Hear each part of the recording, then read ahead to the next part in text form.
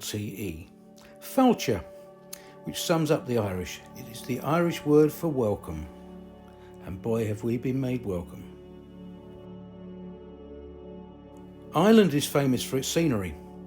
Just take a look at these two shots, both taken from the Sligo hill called Knocknaree. We moved from the UK to the west of Ireland, which just happens to be the wettest part of the country. It does seem to rain a little here.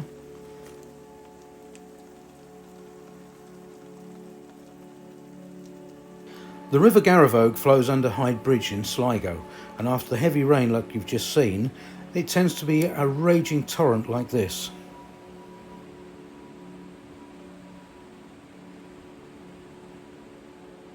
It's not all doom and gloom though. Since we've been in Ireland, we've seen some of the most spectacular rainbows, and without the heavy rain we wouldn't get that. Also, the heavy rain brings the greenest scenery we've ever seen, and it's not surprising that Ireland is called the Emerald Isle.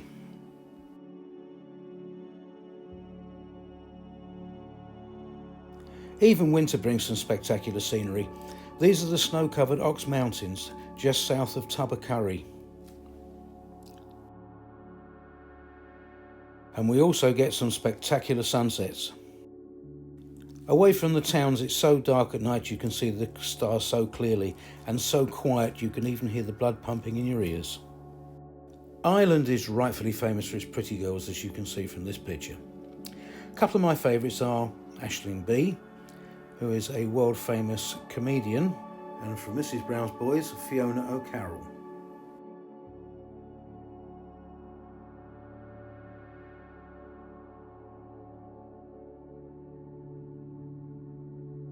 In Ireland, you'll come across a chain of shops called Dealz, D-E-A-L-Z. You probably recognise the face here because it's the same company as Poundland, which you'll see all over the UK. You'll also find a shop called Pennies. This was originally an Irish company, now it's been bought out, but you'll know it better in the UK as Primark. So there we go, Primark originated in Ireland. Many supermarkets in Ireland are clean and spacious, but they don't go in for much waste. Any overstocks like this can quite often be seen being given away after they try to reduce the price. SuperValu is one of the best known supermarkets in Ireland. I believe they're all franchises. We're often told that due to Brexit, supermarket shelves in the UK are running empty. Personally, I think it's a slight exaggeration, but as you can see in Ireland, they are packed solid. One Irish company which has just started opening stores in the UK, with a couple in Scotland, is Home Store and More. The closest equivalent to Home Store and More in the UK, I suppose, would be the Range, although Home Store and More do tend to sell much more in the way of stationery and stuff like that. The two major German retailers both exist in Ireland.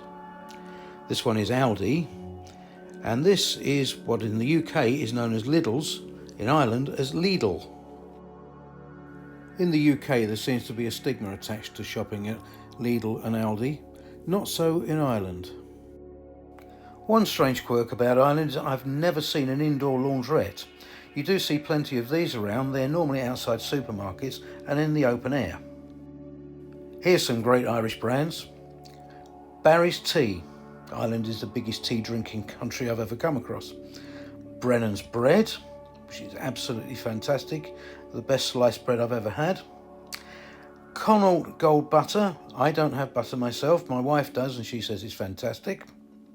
And the best squash I have ever tasted, Miwadi. Absolutely gorgeous. And why is Irish food such high quality? It's because the quality is maintained by Board Beer, the Irish Food Board. Britain invented chicken tikka masala, and it's sold in Indian takeaways. In Chinese takeaways in Ireland, you can get the Irish spice bag, which is chips, spices, vegetables and crispy chicken. Absolutely gorgeous. If you're in the UK, you'll see a bacon butty. But if you're in Ireland, you'll see a rasher sandwich.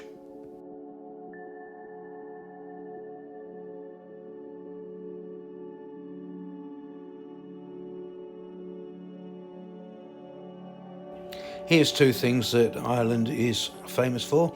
Obviously Guinness and Bushmills Irish whiskey. Is that not a beautiful sight? Ireland has a fantastic pub culture. This is Mickey Mac's, our favourite pub in Tubbercurry. Irish pubs have a reputation for having a fantastic atmosphere. This is the inside of Mickey Mac's on St Patrick's Day 2023. Everybody thoroughly enjoying themselves and no thought of any trouble whatsoever. And every St Patrick's Day, Tubbercurry has a road race. It's open to people of all ages. I was going to go in for it myself this year, but unfortunately I've busted up my knee, so I can't.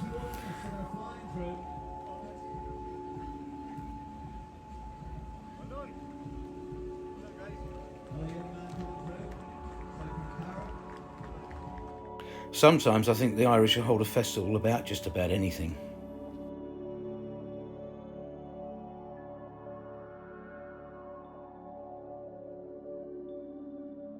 Town sizes are a little different in Ireland as well. Tubbercurry, the town we've been talking about, is the second largest town in County Sligo, and the population last recorded in 2022 was a grand total of 2,307.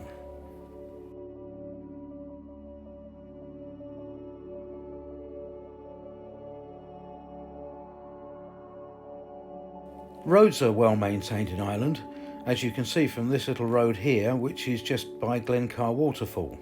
The low population means that the roads are generally pretty quiet. However, you do sometimes find the occasional roadblock. In most towns and villages, the car parking is plentiful and very often totally free. But sometimes it is chargeable, like here in Sligo University Hospital. But I think you'll find the view from the background makes up for that. If you're from the UK, you'll be used to the traffic lights going red, red and amber, green. But in Ireland, it's just red to green.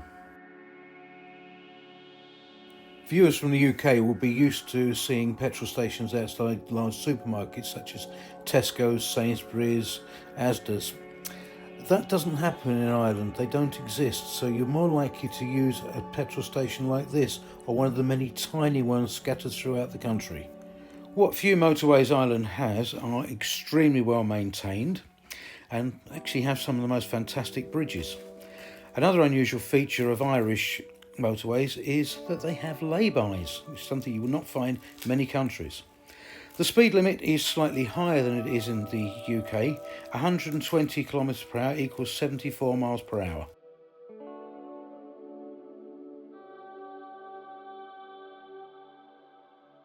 So let's move on to housing. This is our house. It cost about a fifth of what it would have cost back in the UK, or in Essex in the UK where we came from. Rates in Ireland are very low, as this one is only €103 per year. However, that doesn't include everything.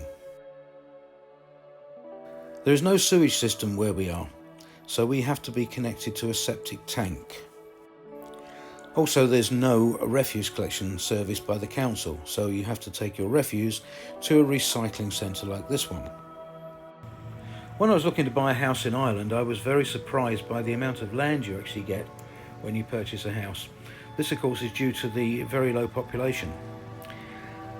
I first started to cut our grass using a hand mower. This proved to be rather a bad decision because we've got a back meadow, which is where you can see here. We have a small patch of grass in the middle, and we have quite a large front meadow as well. And by the time I'd finished doing the front meadow, the back meadow required cutting again. So, unfortunately, I found the only way was to buy a sit-on lawnmower. Great fun, but quite expensive. These shots don't actually convey the full size of our meadows.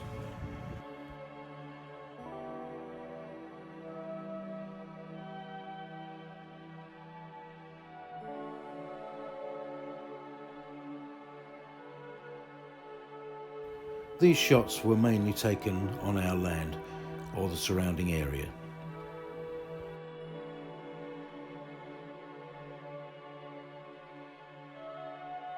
There are some species of wildlife missing from Ireland, which you'll find in UK and Europe, but it still has a huge variety and they're a pleasure.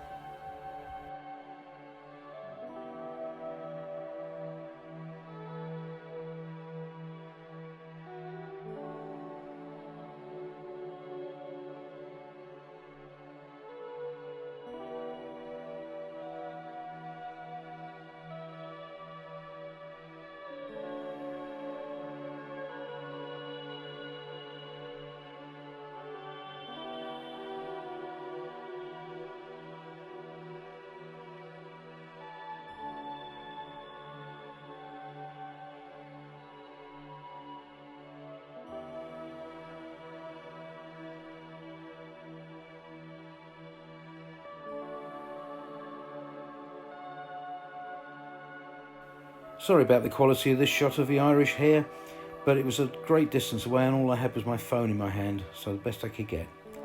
And here's a rare nighttime visitor, a pine marten.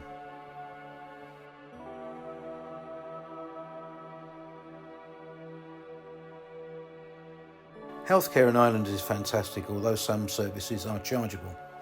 I've had reason to try it recently, unfortunately, but I must say hospital food in Ireland is much better than I've tried anywhere else.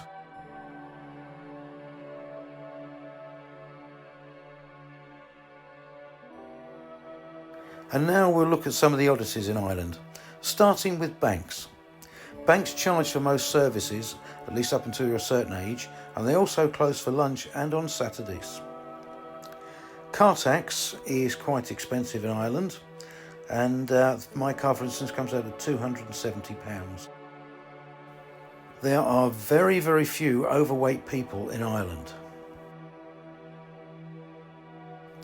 Bonfires are totally banned in Ireland, as are fireworks, but November the 5th isn't celebrated here anyway.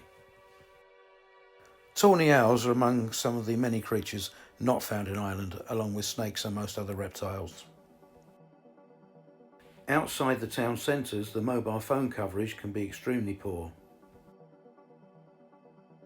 Ireland hasn't yet abolished the dog licence. All dogs still require one. In Ireland, just owning a TV set requires a licence, even if it's not being used. And the national broadcaster, RTE, shows adverts even though it's licence funded. Throughout most of the world, it's accepted that you pay a charge for domestic water. In Ireland, there is no such charge.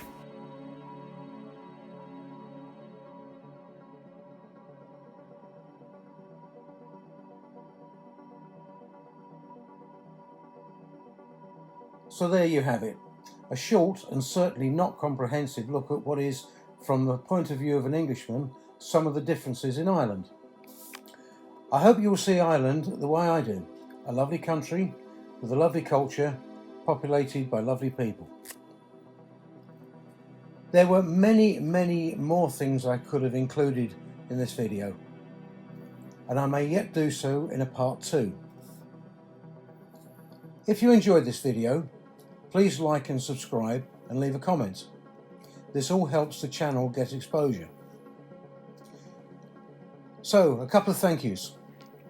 Firstly, to you for watching until the end, and to Ireland, the country I have fallen in love with and am lucky enough to call home.